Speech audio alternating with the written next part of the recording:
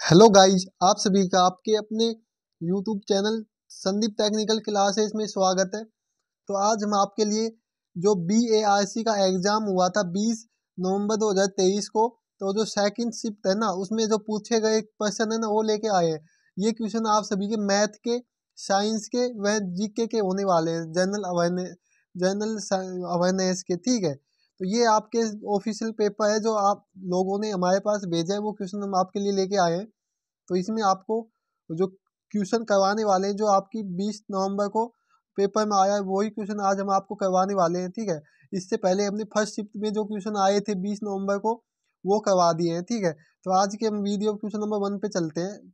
तो आपके लिए क्वेश्चन नंबर 1 है सभी लोगों के लिए। निम्न में से कौन सी धातु मुक्त अवस्था में पाई जाती है? सोडियम, सोना, पोटेशियम, कैल्शियम। तो कौन सी धातु है? ये सोना धातु है। कौन सी धातु है? सोना, यानी नहीं, सोना नहीं है, ये हमारी ऑप्शन 20 हो जाएगा, सोना सही हो जाएगा इसका आंसर। ठीक है, आगे चलते हैं। क्वेश्चन नंबर 2 है, यदि एक वस्तु का संवेग 3 गुना कर दिया जाए तो इसकी गतिज ऊर्जा क्या होगी? 3 गुना हो जाएगी, अपरिवर्तित रहेगी, 6 गुना हो जाएगी, 9 गुना हो जाएगी। अगर हम कोई भी वस्तु है उसका संवेग 3 गुना बढ़ा देंगे ना, तो उसकी गतिज ऊर्जा उसके कितनी गुना हो जाएगी? उसके 9 गुना हो जाएगी, यानी ऑप्शन डी सही हो जाएगा 4 नंबर का। ठीक है, आगे चलते हैं। अगला क्वेश्चन आपके लिए है, निम्नलिखित में से कौन सा है जो पृथ्वी पर पाए जाने वाला सबसे हल्का पदार्थ है? बताओ, सबसे हल्का पदार्थ पूछा है, तो जल्दी से दो, इसका आंसर क्या हो जाएगा माया? तो जिसको भी इसका आंसर पता है तो जल्दी से बता दो। तो गाइस, इसमें हल्का नहीं, ये यहाँ भाया है, यानी भाई है। कौन सा है? भाई। ठीक है, तो ये आपका डायमंड होता है। कौन सा होता है? डायमंड। ठीक है, डायमंड सही आंसर हो जाएगा। आगे चलते हैं। तरंग दैर्ध्य का एसआई मात्रक क्या है? तो इसका हमारा मीटर है। एसआई मात्रक क्या होता है? मीटर होता है। ठीक है, आगे चलते हैं। क्वेश्चन नंबर 5 है, जब वस्तुएं द्रव से होकर गुजरती है तो द्रव द्वारा उन पर कौन सा बल लगाया जाता है? बताओ, जब कोई भी वस्तु द्रव में से होकर गुजरेगी तो उस पर कौन सा बल लगाया जाएगा? तो उस पर लगाया जाता है घर्षण बल। ठीक है,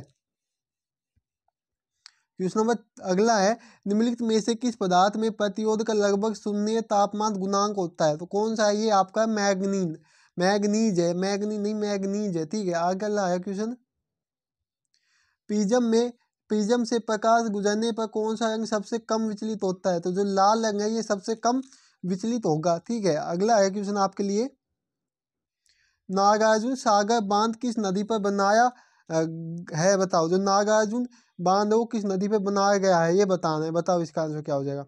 तो हमारा इसका आंसर क्या हो जाएगा? इसका हमारा आंसर हो जाएगा कृष्णा नदी पे। ठीक है, आगे चलते हैं। भारत के किस राज्य में ने जंक फूड पर, यानी जंक फूड पैकेट पर टैक्स लगाया है? तो जो केरल राज्य है ना, इसने जंक फूड पर पैकेट पर टैक्स लगा दिया है। ठीक है, तो ये हमारी राजस्थान सरकार को भी करना चाहिए। आईसीसी महिला विकेट विश्व कप 2022 किस देश में आयोजित किया गया था? तो ये किस देश में किया गया था? ये किया गया था आपका न्यूजीलैंड में। ऑप्शन सी हो जाएगा। ठीक है, अगला क्वेश्चन है आपके लिए, कूलाम प्रति सेकंड के बराबर होता है, क्या होता है? तो इसमें हो जाएगा हमारा एम्पियर होता है। ठीक है, आगे चलते हैं। दूर से चमकते पिंड के तापमान को किस यंत्र से निर्धारित किया जाता है, मापा जाता है? तो ये हमारा पायोमीटर से नापा जाता है। ठीक है, बत्तियों का तापमान भी इसी से नापा जाता है।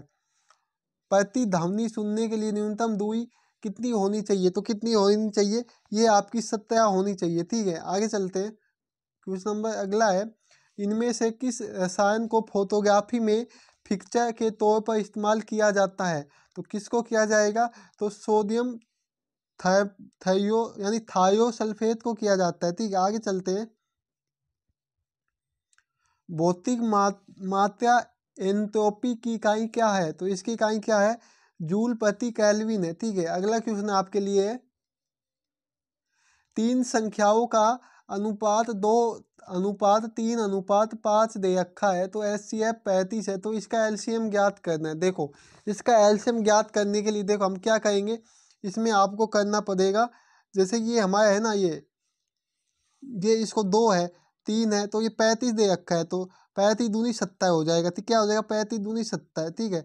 और तीन तीन दूनी 100, क्या हो जाएगा, 35 तिया कितना हो जाएगा, 105 हो जाएगा, ठीक है। और 35 पंजू कितना हो जाएगा बताओ, जिसको पता है 35 पंजू आपका होगा 25, 2 असल 15 तो 17, क्या होगा 175 हो जाएगा, ठीक है। आगे चलते हैं। तो गाइस जब हम इन तीनों संख्याओं का एलसीएम निकालेंगे ना, तो आपको पता है एलसीएम निकालने का फॉर्मूला, आपको पता है तीनों को, इनमें जो भी कॉमन आता जाए उनको हमें एलसीएम निकाल देना है। तो इसका आंसर हमारा 1050 आ जाएगा, ठीक है। कितना एलसीएम निकलेगा उनका, 1050 एलसीएम निकल जाएगा। ये आपको निकालना आता होगा, तो मैं ज़्यादा टाइम वेस्ट नहीं करूँगा इसमें आप लोगों का। अगर ना आए तो आप कमेंट बॉक्स में कमेंट करते हो, जो कर देना, तो हम नेक्स्ट वीडियो आएगी उसमें आपको बता देंगे, ठीक है। यदि एक बधाई ए और बी एक साथ काम करते हैं, वे 10 दिनों में एक काम को पूरा कर सकते हैं।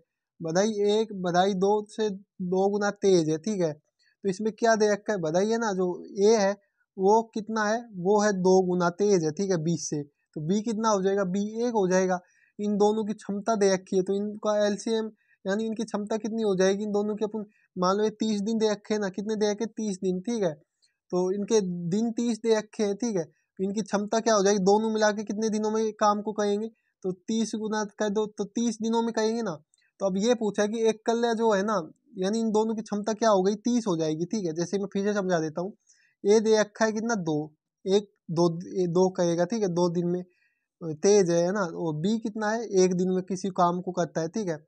तो जो 10 दिन दे रखे हमें, 10 दिनों में एक काम को पूरा कर लेता है, वे दोनों मिलके, दोनों के दिन मिलके कितने दिनों में करेंगे, 10 दिनों में काम को पूरा कर लेते हैं, ठीक है। उसके बाद हम ये है ना, इन दोनों का निकालेंगे तो 3 आएगा, ठीक है। इनका एलसीएम क्या आएगा, 3 आ जाएगा। तो 3 से इसे गुना करेंगे, 30 हो गया, ठीक, क्या हो गया, 30 आ गए ना।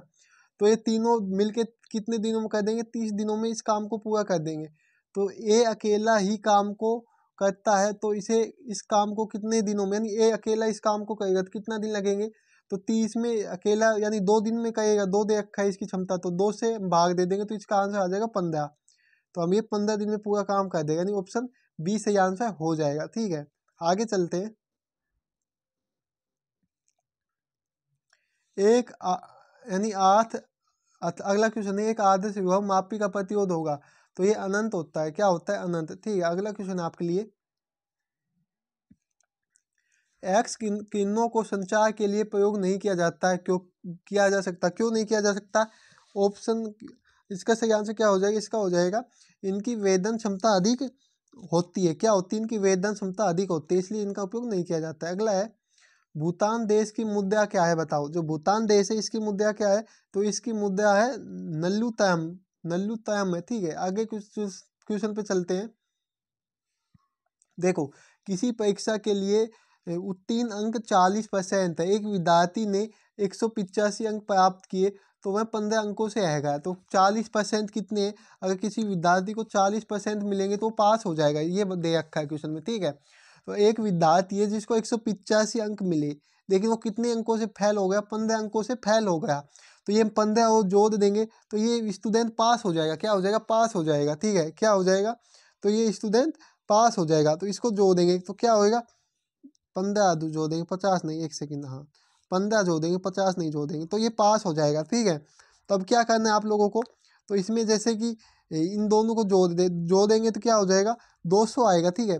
तो ये 200 अंक किसके बराबर है, 40% के बराबर है, कितने, 40% के बराबर है। तो ये कितनी बार कट जाएगा, तो ये 20% में ये 100 बार कट जाएगा, ठीक है, क्या हो जाएगा, 100 बार कट जाएगा। तो जब 20% की वैल्यू 100 है, तो इसको दोनों बगले से हम 5 से गुना कर देंगे तो हमारा आंसर आ जाएगा। तो ये हो जाएगा, जैसे कि 20 गुना 5 करेंगे तो 100 हो जाएगा, ठीक है, 100। तो और 100 ये इससे करेंगे तो 100 से 5 करेंगे 500, यानी 100% की वैल्यू 500 अंक हो जाएगी। तो इसका हमारा ऑप्शन सी सही आंसर हो जाएगा, ठीक है।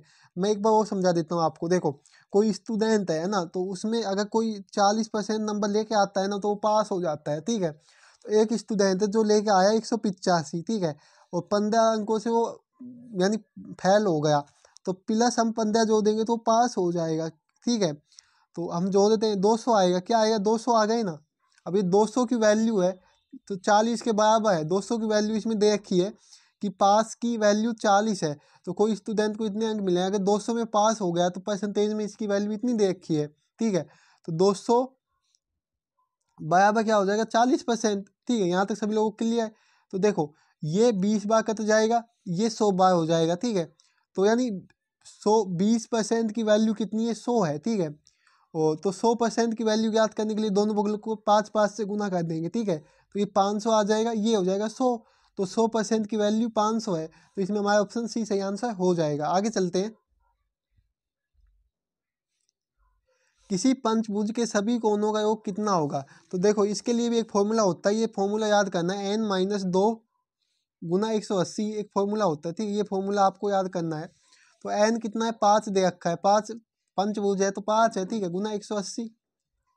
तो 3 गुना 180 कहेंगे तो क्या आ जाएगा, तो ये 0 आ जाएगा, 24 और कितने असल 2 असल 3 2 5 यानी 540 इसका राइट आंसर हो जाएगा, ठीक है। अगला क्वेश्चन है, तो ये आपका बोध मास के नियम पे आएगा। 74 प्लस 12 गुना, हेलो गाइज, तो इसमें हमारे क्या होगा, देखो 74 दे रखा है, ठीक है, 74 प्लस तो ये 12 है, ठीक है, एक सेकंड, 74 प्लस 12 गुना 0.75, ठीक है। तो इसको हम 2 अंक के ऊपर 0 लगा के नीचे 0 ले आते हैं, ठीक है, ऐसे लिख सकते हैं -6। तो इसको लिख देंगे 4, इसको लिख देंगे 3, ठीक है।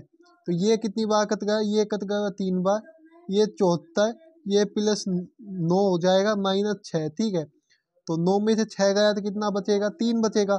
74 प्लस 3 कितना हो जाएगा 77, हमारा सही आंसर हो जाएगा, ठीक है। ये आप लोगों को समझ में आ गया होगा, अगर नहीं आया तो वो वीडियो को रिपीट करके देख लेना।